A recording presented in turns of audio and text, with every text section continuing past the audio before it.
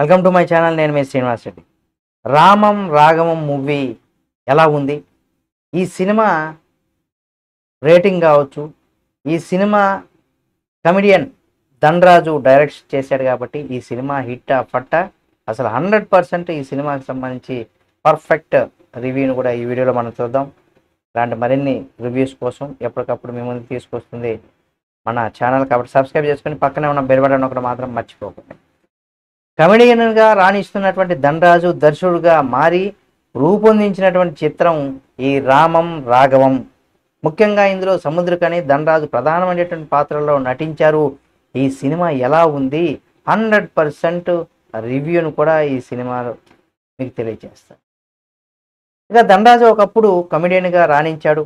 క్రమక్రమంగా నటుడుగా తనను తాను మార్చుకుంటూ వస్తున్నాడు. హీరోకి ఫ్రెండ్గా చేశారు. కీలకమైనటువంటి పాత్రలు కూడా మెప్పించారు. ఒక బలమైనటువంటి పాత్రను అలరించారు. ఈ క్రమంలో ఆయన ఇప్పుడు దర్శకుడిగా మారి రామం రాగం అనే సినిమాను కూడా రూపొందించారు. ఇందులో తనే హీరోగా నటించగా సముద్రకని ముఖ్య పాత్రలో కూడా పోషించారు. సత్య, ప్రమోదిని, సునీల్, మోక్ష, హరీష్, ఉత్తమ్ వీళ్ళు అందరూ కూడా కీలకమైనటువంటి పాత్రల్లో కూడా నటించారు. ఇక్కడ స్లేట్ పెన్సిల్ స్టోరీస్ బ్యానర్లో కూడా పృథ్వీ పోలవరం బ్యానర్లో పైన కూడా ఈ చిత్రాన్ని తెరకెక్కించారు. ఈ సినిమా మనకి శుక్రవారం రోజు అంటే రేపు విడుదల కాబోతుంది. తమిళంలో విడుదల కానుంది. తెలుగు తమిళంలో కూడా ముందుగా ప్రీమియర్ ప్రదర్శించారు.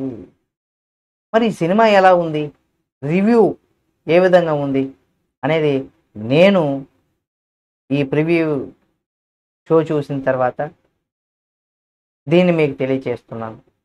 ముఖ్యంగా ఈ సినిమా ఫస్ట్ కథ చూద్దాం. దశరథ రామం అంటే సముద్రకని గారు దశరథ రామంగా ఒక సిన్సియర్ రిజిస్టర్ ఆఫీసర్గా లంచం తీసుకోడు, ఎలాంటి ప్రలోభాలకు లొంగకుండా నిజాయితీకి మారుపేరుగా నిలుస్తూ ఉంటాడు. ఆయన కొడుకు రాఘవ అంటే ధనరాజు ఒక బేవర్స్గా తిరుగుతూ ఉంటాడు. రాము లాంటి సిన్సియర్ ఆఫీసర్కి ఇలాంటి ఆవారగా తిరిగేటువంటి కొడుకు ఉండాలంటే కూడా ఎవరు కూడా నమ్మరు. కొడుకు ఇలా కావడానికి కారణం ఏమిటనేది కూడా ఈ సినిమాలో ఒక పెద్ద మిస్టరీ అని కూడా చెప్పుకోవచ్చు. ఇది ఒక ట్విస్ట్. అంటే ఇక్కడ ఈజీ మనీ కోసం తప్పుల మీద తప్పులు చేస్తూ ఉంటాడు. ప్రతిసారి దొరికిపోతుంటాడు. తండ్రి ఎంత తిట్టినా బుద్ధి రాదు. బెట్టింగ్లో డబ్బులు పోగొట్టుకుంటూ ఉంటాడు. చివరికి తండ్రి సంతకాన్ని కూడా ఫోర్జరీ చేసి దొరికిపోతాడు. దీంతో తండ్రిని రాఘవని పోలీసులకు అప్పగిస్తాడు. అయినా అతని జీవితంలో మార్పు రాదు. చివరికి తండ్రిని చంపాలనుకుంటారు. లారీ డ్రైవర్ అయినటువంటి ఫ్రెండ్ హరీష్ ఉత్తమ్తో ప్లాన్ చేస్తాడు. మరి తండ్రిని ఎందుకు చంపాలనుకున్నాడు? రాఘవ అసలు ప్లాన్ ఏంటి? ఎలా చంపాలనుకుంటాడు? అలాగే రాఘవ వచ్చినటువంటి తర్వాత మార్పులు ఏంటి? ఇందులో సునీల్ పాత్ర ఏంటి? చివరికి ఏం జరుగుతుంది? తండ్రి కొడుకుల మధ్య ఈ డ్రామా ఏ తీరం చేరుతుంది? మిగిలింది సినిమా అనేది కూడా ఏ తీరానికి చేరి ఉంటుంది అనేది కూడా ఈ సినిమా ప్రధాన ఉద్దేశం. ఇక బ్రీఫ్గా ఈ సినిమాకి సంబంధించి కనుక మనం చూసినట్లయితే డబ్బుల కోసం తల్లిదండ్రులు చంపాలనుకునేది రియల్ లైఫ్లో అడపాదడప మనం చూస్తూనే ఉంటాం. ఎక్కువగా ఇవన్నీ కూడా మనం ఏదో ఒక రకంగా రోజు ఎక్కడో చోట ఈ విధంగా జరుగుతూ ఉంటుంది. అలాంటి కాన్సెప్ట్తో సినిమా వస్తున్నాయంటే ఆ ప్రభావం రియల్ లైఫ్లో ఎలా ఉందో అర్థం చేసుకోవచ్చు. రామం రాఘవంలో కూడా తండ్రిని చంపాలనుకునేటువంటి మెయిన్ పాయింట్ అయితే దీనికోసం ఆ పని చేశాడు. అది ఎలా చేశాడు, దాన్ని సినిమా ఎంత బాగా చూపించగలిగాడు అనేది ఇక్కడ ముఖ్యమైనటువంటి పాయింట్ అని కూడా చెప్పుకోవచ్చు. అదే సమయంలో ఎలాంటి పాయింట్ని చాలా ఇక్కడ సెన్సిటివ్గా ఉంటున్నటువంటి ఈ పాయింట్ని రిస్క్తో కూడుకున్నటువంటిదిగా చెప్పుకోవచ్చు. దాన్ని ఎంత బాగా డీల్ చేశారనేది కూడా ఇక్కడ చాలా ఇంపార్టెంట్ అని కూడా చెప్పుకోవచ్చు. ఆ విషయంలో దర్శకుడిగా మారినటువంటి నటుడు ధనరాజుకు ఇక్కడ రిస్క్ చేసిన ఈ సినిమా ఆడియన్స్కి కనెక్ట్ అయ్యేలాగా చేయడంలో మాత్రం 100% సక్సెస్ అయ్యాడని కూడా చెప్పుకోవచ్చు. ఇక్కడ ఫస్ట్ హాఫ్లో చాలా సినిమాలో సాదాసీదాగానే ఈ సినిమా కూడా ఉంటుంది.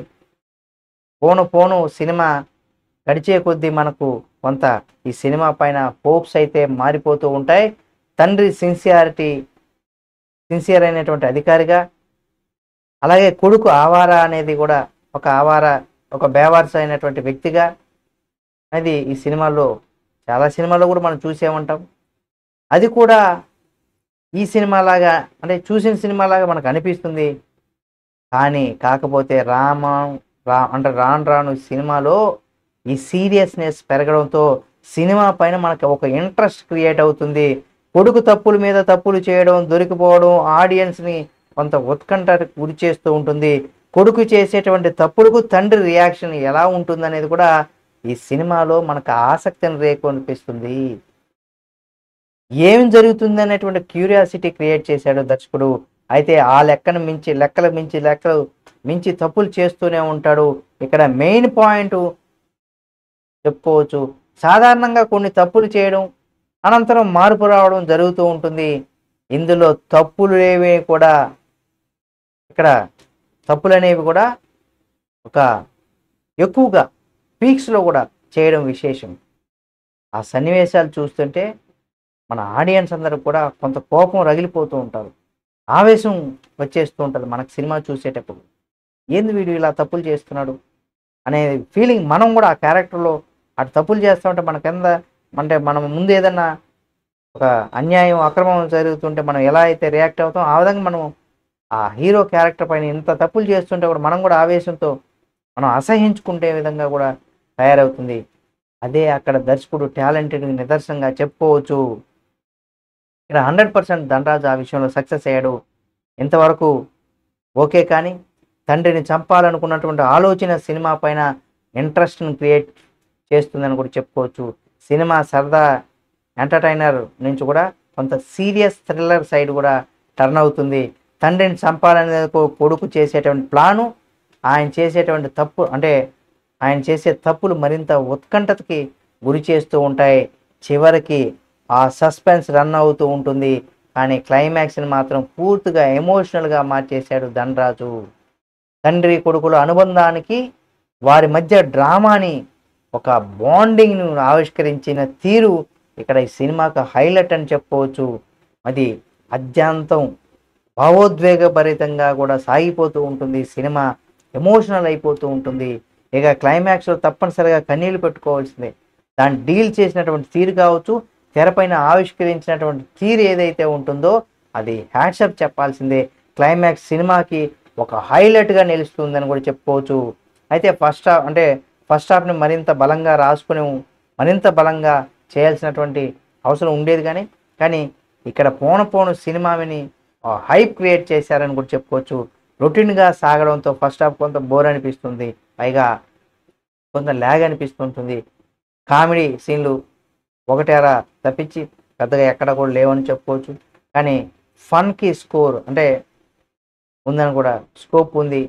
అయినా ఆ దిశగా ఎక్కువగా ఫోకస్ చేయలేదు. ఎందుకంటే తండ్రి కొడుకుల మధ్య జరిగేటువంటి మన చుట్టుపక్కల వారి జీవితంలో ఇలాంటివి జరిగి ఉన్నాయని కూడా అనిపిస్తూ ఉంటుంది మనకు.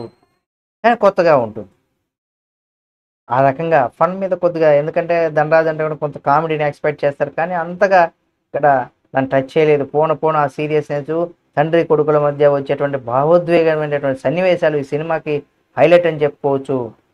లవ్ ట్రాక్ కూడా ఏమాత్రం సెట్ కాలేదని చెప్పుకోవచ్చు. మ్యూజిక్ పరంగా కూడా కొంత బాగా అనిపించింది. ఆ విషయంలో కొంత కొత్తదనం కూడా లోపించిందని చెప్పుకోవచ్చు. ఆ కొంత ఫీలింగ్ అనిపిస్తూ ఉంటుంది. ఇలాంటి కొన్ని చిన్న మిస్టేక్స్ పడినా రాఘవం తండ్రి కొడుకుల ఎమోషనల్ డ్రామా అని చెప్పుకోవచ్చు. ఇక నటీనటుల్లో రామం పాత్రలో సముద్రకని గారు జీవించారని కూడా చెప్పుకోవచ్చు. సినిమాని భుజాలను వేసుకొని ఆయన సినిమాను ముందుకు తీసుకెళ్లారు. తన సినిమాను మొత్తాన్ని కూడా తన భుజం మీద ఎత్తుకొని ముందుకు తీసుకెళ్లారని చెప్పుకోవచ్చు. తనకు ఇలాంటి పాత్రలో కొట్టిన పిండి దీంతో ఈజీగా చేశాడు. ఆద్యంతం అలరించారు. క్లైమాక్స్ సీన్లో కూడా గుండె బరువెక్కిపోతుంది. ఇక రాఘవ పాత్రలో ధనరాజు నటన సైతం అదిరిపోయిందని చెప్పుకోవచ్చు. పాజిటివ్గా ఇక్కడ ఇన్నోసెంట్గా, కన్నింగ్గా, విలన్గా, ఆ తర్వాత మారినటువంటి కొడుకుగా ఇలా భిన్నమైనటువంటి షేడ్స్ చూపించాడు ధనరాజు. అదరగొట్టేశాడని చెప్పుకోవచ్చు. నటనలో కూడా సినిమాని తనదైన స్టైల్లో చూపించాడని కూడా చెప్పుకోవచ్చు. అనేక ట్విస్టులతో భక్తి కట్టించాడు. నటుడుగా మారి 10 మెట్లు ఎక్కాడని కూడా చెప్పుకోవచ్చు. అమ్మగా ప్రమోదిని కూడా నటనకు స్కోప్ ఉన్నటువంటి పాత్రకు దక్కింది. ఆమె కూడా అంత బాగా చేసింది. చివరిలో మాత్రం కన్నీరు పెట్టిస్తుంది. ఫ్రెండ్గా సత్య అడపాదడప మెరిపిస్తాడు, నవ్విస్తాడు. హరీష్ ఉత్తమంగా ఎక్కువగా నెగిటివ్ షేడ్స్లో కూడా కనిపిస్తూ ఉంటాడు. కానీ ఇందులో పాజిటివ్ రోల్లో మెప్పించాడు. ఆయన పాత్రలో ఎమోషనల్ ఉంది. సునీల్కి మరో మంచి పాత్ర దక్కింది. 30 ఇయర్స్ పుద్రి, రచ్చరవి, రాకెట్ రాఘవ సైతం కోసేపు ఇక్కడ మెరిశారు. హీరోయిన్ మోక్ష పాత్రకు పెద్దగా ప్రయారిటీ లేదని చెప్పుకోవచ్చు. మిగిలిన ఆర్టిస్ట్ అందరూ కూడా బాగా చేశారు. 100%. టెక్నికల్గా చూసినట్లయితే ఈ సినిమా విజువల్స్ బాగున్నాయి. దుర్గా ప్రసాద్ కొల్లి బాగా చిత్రీకరించారు. విజువల్స్ సినిమాకి ప్లస్ పాయింట్ అని చెప్పుకోవచ్చు. రిచ్ లుక్ని తెచ్చాయి. మార్తాండకే వెంకటేష్ ఎడిటింగ్ చాలా అద్భుతంగా ఉంది.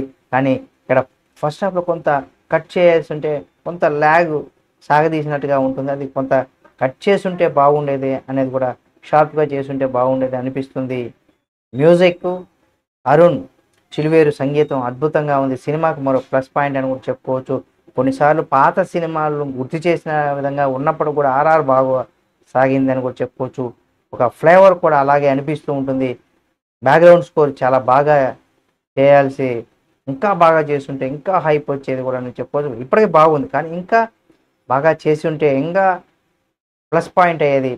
ఇక క్లైమాక్స్లో మాత్రం అదిరిపోయింది. ధనరాజు దర్శకుడుగా మారి రూపొందించినటువంటి తొలి చిత్రం 100% సక్సెస్ కొట్టేశారు దర్శకుడుగా అని చెప్పుకోవచ్చు.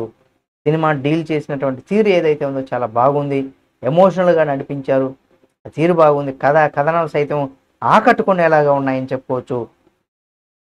ఎక్కడ కొత్త దర్శకుడు అనే ఫీలింగ్ కూడా రాకుండా చాలా పర్ఫెక్ట్గా ప్లాన్ చేసుకున్నాడు.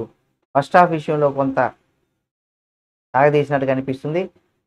ఫన్ విషయంలో ఇంకొంత కేర్ తీసుకుంటే బాగుండేదని కూడా చెప్పుకోవచ్చు. అంటే ఎక్కువగా ధనరాజ్ అంటేనే ఎక్కువగా మనం కమెడియన్, అలాగే ఉన్న కమెడియన్స్ని కూడా ఎక్కువగా మనం కామెడీ ఎక్స్పెక్ట్ చేస్తాం. ఇంకా ఎక్కువగా కామెడీని పండించుండే బాగుండేది అనే విషయం కూడా చెప్పుకోవచ్చు. కొన్ని రొటీన్ సీన్లు విషయంలో కూడా కేర్ తీసుకుంటే బాగుండేది.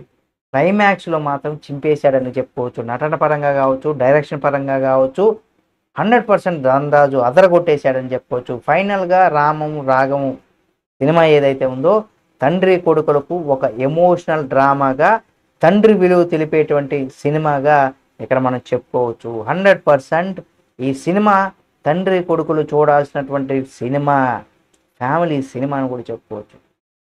కాబట్టి ప్రతి ఒక్కరు కూడా ఈ సినిమాను చూడండి, ఆదరించండి. ధనరాజు 100% సక్సెస్ కావాలని కూడా కోరుకుందాం. ఈ వీడియో మీకు నచ్చితే లైక్ చేయండి. ఇలాంటి మరిన్ని వీడియోలను ఎప్పటికప్పుడు మేము ముందుకు తీసుకొస్తుంది మా ఛానల్. కాబట్టి సబ్స్క్రైబ్ చేసుకొని పక్కనే ఉన్న బెల్ బటన్ నొక్కడం మాత్రం మర్చిపోకండి.